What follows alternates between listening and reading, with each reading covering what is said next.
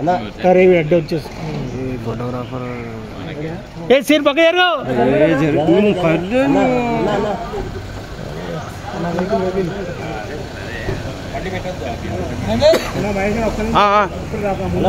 Live on air बैठी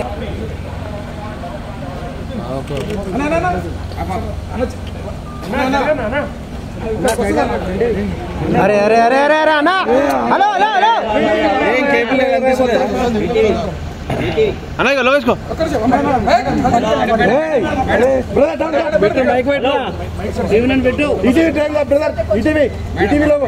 కింద కూర్చో వీరభద్ర ముందుకెళ్ళు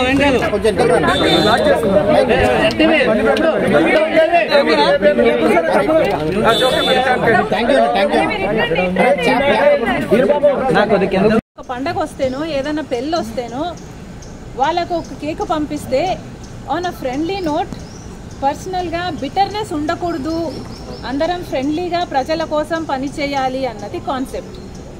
ఇప్పుడు కూడా చంద్రబాబు గారిని పెళ్లికి మాత్రమే పిలవడానికి వచ్చాము. ఇది పొలిటికల్ కానే కాదు. చంద్రబాబు గారు ఒక తెలుగుదేశం పార్టీకి నాయకుడు, నేను కాంగ్రెస్ పార్టీలో ఒక కార్యకర్తను. మాకు రాజకీయంగా ఏ లావాదేవీలు ఉండదో, ఉండకూడదో, ఉండబోవు కూడా. రాజశేఖర రెడ్డి గారు కూడా తన సొంత పిల్లల పెళ్లిళ్ళకు కూడా చంద్రబాబు గారిని ఇన్వైట్ చేయడం జరిగింది. చంద్రబాబు గారు కూడా రావటం జరిగింది, మమ్మల్ని ఆశీర్వదించడం జరిగింది.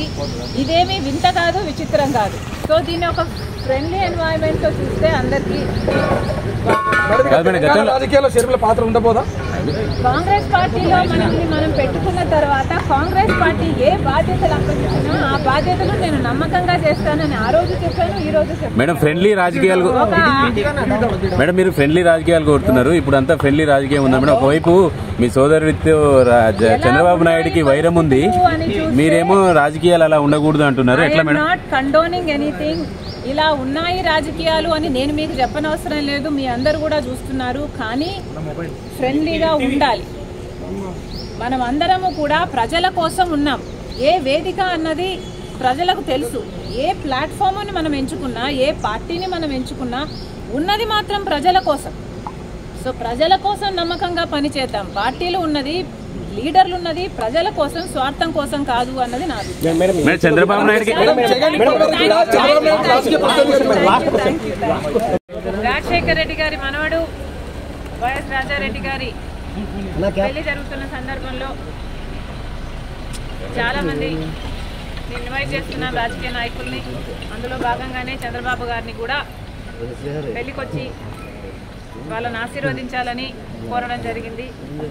చాలాసేపు రాజశేఖర రెడ్డి గారి గురించి, వాళ్ళ ఫ్రెండ్షిప్ గురించి, వాళ్ళ రాజకీయ ఇనిషియల్ ప్రస్థానంలో జరిగిన విషయాల గురించి అన్నీ గుర్తు చేసుకున్నారు, మాకు గుర్తు చేశారు.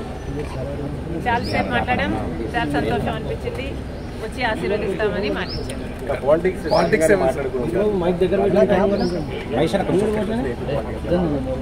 లేదమ్మా, యాక్చువల్లీ మోస్ట్లీ రాజశేఖర రెడ్డి గారి గురించే ఆయన ప్రస్తావించారు. ఇనీషియల్గా వాళ్ళు రాజకీయాలు మొదలుపెట్టినప్పుడు వాళ్ళిద్దరూ కలిసి ప్రయాణం చేశారు. పొద్దున్న నుంచి సాయంత్రం వరకు వాళ్ళు కలిసే ఉన్నారు, జీప్లలో కలిసి తిరిగారు.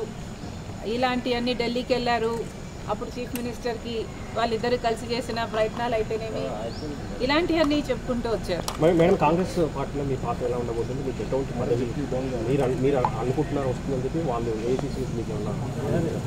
కాంగ్రెస్ పార్టీ ఏ పదవి ఇవ్వాలి, ఏ బాధ్యతలు ఇవ్వాలి అనేది కాంగ్రెస్ పార్టీ ప్రెరోగేటివ్. కాంగ్రెస్ పార్టీలో because it is the largest secular party చేరడం జరిగింది. రాహుల్ గాంధీ గారు ప్రధానమంత్రి అయితేనే మన దేశానికి మంచి జరుగుతుందని, కమ్యూనల్ వైలెన్స్లు తగ్గుతాయని రాజశేఖర రెడ్డి గారే రాహుల్ గాంధీని ప్రధానమంత్రిని మనస్ఫూర్తిగా చేసుకోవాలి అనుకున్నారు. కాబట్టి అదే జరగాలి, అది జరిగితేనే మన దేశానికి మంచి జరుగుతుంది అని చేరడం జరిగింది. ఇంకొకసారి చేరిన తర్వాత వాళ్ళ చేతుల్లో మనం పెట్టుకున్న తర్వాత వాళ్ళు ఎలా ఆదేశిస్తే అది నమ్మకంగా చేయాల్సి ఉంటుంది. మేడం గతంలో సంబంధించిన ఎమ్మెల్యేలు ఎంతమంది టచ్లోకి వచ్చారు, ఎంతమంది ఈ అన్ని రాజకీయాలు ఎట్లా డెవలప్ అవుతాయి, నాకు ఏ బాధ్యతలు ఇస్తారు అన్న దాని మీద డిపెండ్ అయి ఉంటుంది. So we should all wait and see.